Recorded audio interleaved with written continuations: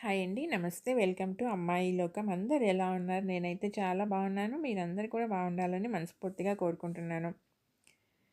ఇవాళ మన రెసిపీ వచ్చేసి కేఎఫ్‌సీ స్టైల్‌లో సోయా నగ్గెట్స్ అనమాట. ఎలా చేయాలో చూద్దాం. చాలా సింపుల్‌గా ఇంట్లోనే స్కిప్ చేయకుండా చూడండి. ఫస్ట్ మిక్సింగ్ బౌల్‌లో ఒక కప్పు సోయా చంక్స్ తీసుకుందాము. మీల్ మేకర్ అంటాం కదా అది.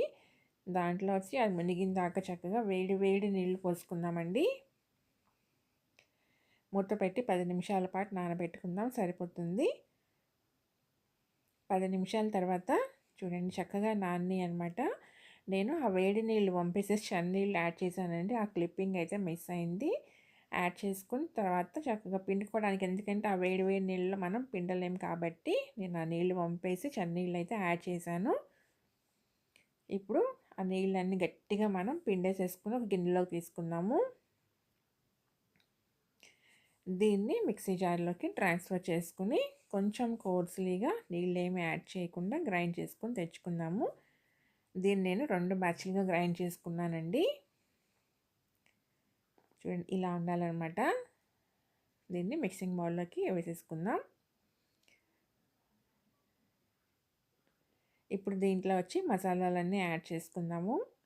ధనియా పౌడర్ 1/2 టీ స్పూన్, జీరా పౌడర్ 1/2 టీ స్పూన్, కారం ఒక 1/2 టీ స్పూన్, ఒక చిటికెడు పసుపు, రుచికి సరిపడినంత ఉప్పు,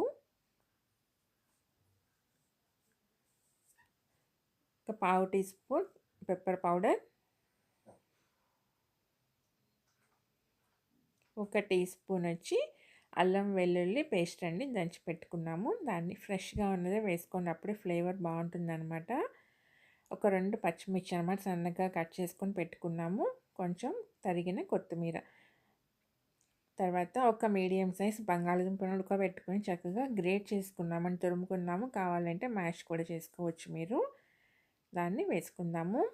తర్వాత 2 టేబుల్ స్పూన్లు బియ్యం పిండి తీసుకుందాము. మంచి క్రిస్పీగా వస్తాయండి బియ్యం పిండి వేసుకోవటం వల్ల.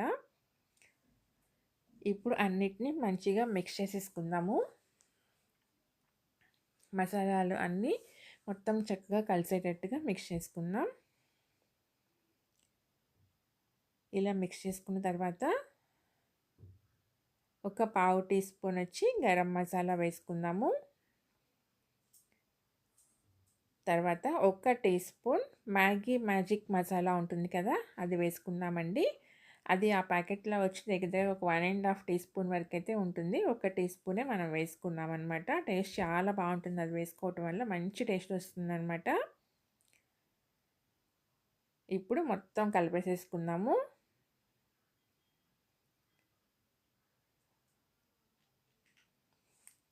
చూడండి ఇలా ఉండాలన్నమాట కన్సిస్టెన్సీ. మీకు ఏదైనా పలుచగా ఉన్నట్టుగా అనిపిస్తే ఇంకొక టేబుల్ స్పూన్ దాకా బియ్యం పిండి వేసుకోండి. దీనికి ఏంటంటే నగ్గెట్స్ కాబట్టి మనం ఏమి ఒక కరెక్ట్గా ప్రాపర్ షేప్ ఇవ్వకుండా ఎలా అయినా మనం చేసుకోవచ్చు అనమాట, నచ్చిన దీంట్లో అన్ఈవెన్ షేప్లో. ఇప్పుడు ఇక్కడ కార్న్ఫ్లేక్స్ తీసుకున్నామండి. పచ్చి కార్న్ఫ్లేక్స్ ఉంటాయి కదా, మనం ఆయిల్లో వేపుకునేట్టుగా ఉండేవి. దాంట్లో మనం ఒక కప్పు తీసుకుని మొత్తం మనం సన్నగా రవ్వలాగా చేసుకున్నాం అనమాట. ఇంకా కొంచెం పక్కన పెట్టుకుని దాన్ని కొంచెం పెద్ద పీసుల్లాగా కచ్చా పచ్చాగా చేసుకొని అప్పుడు 2 కలిపేసేసుకొని వేసుకుందాము, బాగుంటుంది. చూడండి స్లర్రీ రెడీ చేసుకోవడానికి 2 టేబుల్ స్పూన్లు మైదా పిండి తీసుకున్నాము. దాంట్లో నీళ్ళు ఎక్కువగా యాడ్ చేసుకుని చాలా థిన్గా ఉండేటట్టు కలుపుకోవాలి, పలుచగా ఉండాలన్నమాట. మనం డిప్ చేసుకున్నప్పుడు ఏంటంటే అది కోటింగ్ అవ్వనట్టుగా ఉండాలంతేను. ఇప్పుడు దీన్ని మనకి కావాల్సిన సైజులో షేప్లో చూడండి, ఒక ప్రాపర్ షేప్ లేకుండా అన్ఈవెన్ షేప్లో మనం చక్కగా ఇలా ప్రెస్ చేసేసి కొంచెం కొంచెంగా తీసుకుని దీన్ని పిండిని మనం రెడీ చేసుకుందాము. చాలా ఈజీ అండి రెడీ చేసుకోవటం. టేస్ట్ అయితే అలానే ఉంటుందన్నమాట. మనం కేఎఫ్సీలో మ్యాక్డీలో కనుక తింటే ఎలా ఉంటుందో సేమ్ అలానే ఉంటుంది. ఇప్పుడు చూడండి మనం స్లర్రీలో మైదా స్లర్రీ రెడీగా ఉంది కదా, దాంట్లో ఈ నగ్గెట్ని డిప్ చేసుకోవటం. తర్వాత తీసి మనం చూడండి కార్న్ఫ్లేక్స్ రవాలా వేసేసి పైన దాన్ని కోట్ చేసుకుందాం అంతేనండి. అంతా ఎక్కడ మీకు తెలియకుండా మొత్తం ప్రాపర్‌గా కోట్ అయ్యేటట్టుగా కోట్ చేసుకోవటమే అంతేను. అన్నీ ఇలా రెడీ చేసేసుకొని దీనిలో మనం ఉల్లిపాయ వేయలేదండి. కాబట్టి ఉల్లిపాయ మీరు కావాలంటే అప్పటికప్పుడు అయిపోయేటట్టుగా ఉంటే వేసుకోవచ్చు. ఇదేంటంటే మిగిలిన దాన్ని మనం ఫ్రీజర్‌లో పెట్టుకొని ఒక 15 డేస్ వరకైతే యూజ్ చేసుకోవచ్చండి. ఫ్రెష్‌గా ఉంటుంది. మీకు అన్నీ కనుక ఇప్పుడు వద్దు అనుకున్న వాళ్ళు ఉంటే మిగిలిన దాన్ని మనం ఫ్రిడ్జ్‌లో పెట్టుకొని ఒక 15 డేస్ లోపు ఎప్పుడైనా గానీ యూజ్ చేసుకోవచ్చు. అన్నిటిని ఇలా రెడీ చేసేసుకొని పక్కన పెట్టుకుందాము.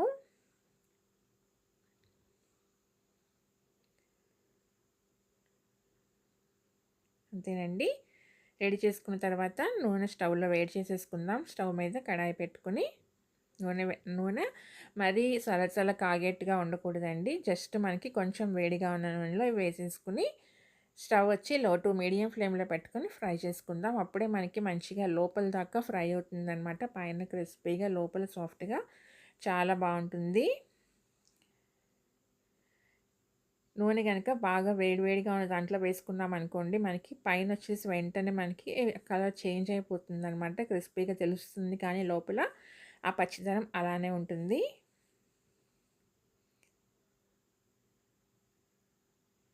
ఇలా రెండు పక్కల మార్చి ఫ్రై చేసుకున్నామనుకోండి, రెండు పక్కల మంచిగా క్రిస్పీగా బ్రౌన్ కలర్ వచ్చిందాక ఫ్రై చేసుకుందాము.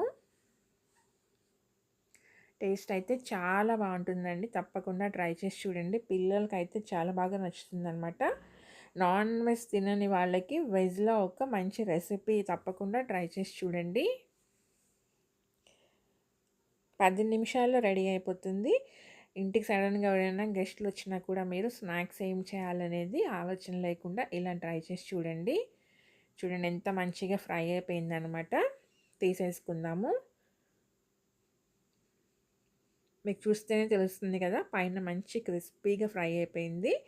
అలానే లోపల కూడా మంచిగా చక్కగా కుక్ అయిందనమాట. తప్పకుండా మీరు ట్రై చేయండి. మీకు ఎలా వచ్చిందో కూడా నాకు తప్పనిసరిగా కామెంట్ చేయండి. అలానే వీడియో నచ్చినట్లయితే తప్పకుండా సబ్స్క్రైబ్ చేసుకొని ఒక లైక్ ఇచ్చేయండి. మీ ఫ్రెండ్స్‌కి, ఫ్యామిలీ మెంబర్స్‌కి షేర్ చేయండి. చూడండి ఎంత క్రిస్పీగా ఉందో. ఒకటి ఓపెన్ చేసి చూపెడతాను. చూడండి పైన మంచి క్రిస్పీగా లోపలికి దాకా చక్కగా ఫ్రై అయిందనమాట. తప్పకుండా ట్రై చేయండి. ఈరోజు రెసిపీ అయితే ఇంతే అండి. రేపు ఇంకో కొత్త రెసిపీతో మీ ముందుకు వచ్చేస్తాను. Thank you for watching.